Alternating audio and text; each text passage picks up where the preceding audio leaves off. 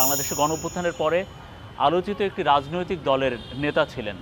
একটা বড় প্ল্যাটফর্ম, সারা দেশ আপনার যখন হাতের মুঠোয় থাকতো, সামনে সংসদ সদস্য হওয়ার হাতছানি ছিল মাহিন আপনার সামনে, সেইটা ছেড়ে এই লাইনে কেন বা ডাকসুতে কেন?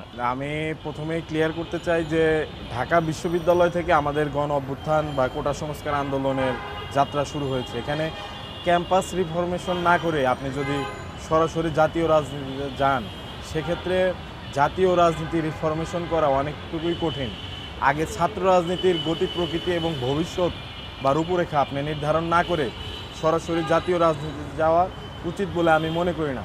তার পাশাপাশি গণ অভ্যুত্থান বা কোটা সংস্কার আন্দোলন যাই বলে না কেন, এটি একটি সংস্কার আন্দোলন ছিল যেটি ক্যাম্পাস থেকে গড়ে উঠেছিল। এখন ক্যাম্পাসের যে ছাত্র রাজনীতি এবং এর ভবিষ্যৎ রয়েছে, সেটিকে যদি আমরা সঠিক পর্যায়ে নিয়ে যেতে না পারি, তাহলে সামনে বাংলাদেশের ভবিষ্যৎ খুব একটা ভালো না বলে আমরা মনে করি।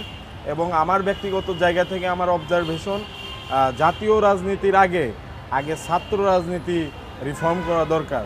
জাতীয় রাজনীতির গতি প্রকৃতি ঠিক করার জন্য জাতীয় ঐক্যমত্য কমিশন কিন্তু রয়েছে, কিন্তু এখানে বৈষম্য বিরোধী ছাত্র আন্দোলন একটি সর্বদলীয় প্ল্যাটফর্ম হওয়া সত্ত্বেও 5 আগস্ট পরবর্তী সময়ে আমাদের শিক্ষার্থীদেরকে নিয়ে কিন্তু সামগ্রিকভাবে তারা কাজ করতে পারেনি, বা সেখানে আমি নিজে একজন অংশীজন হয়ে আমি স্বীকার করি যে সেখানে কিছুটা হলেও ব্যর্থতার পরিচয় দিয়েছে। সেই জায়গা থেকে সর্বদলীয় একটি ঐক্য দরকার যে আমাদের ভবিষ্যৎ ছাত্র রাজনীতি কেমন হবে, কেননা ছাত্রদের হাতেই যে দেশ নিরাপদ এবং ছাত্ররাই যে দেশের ভবিষ্যৎ, এটি কিন্তু ইতিমধ্যে প্রমাণিত।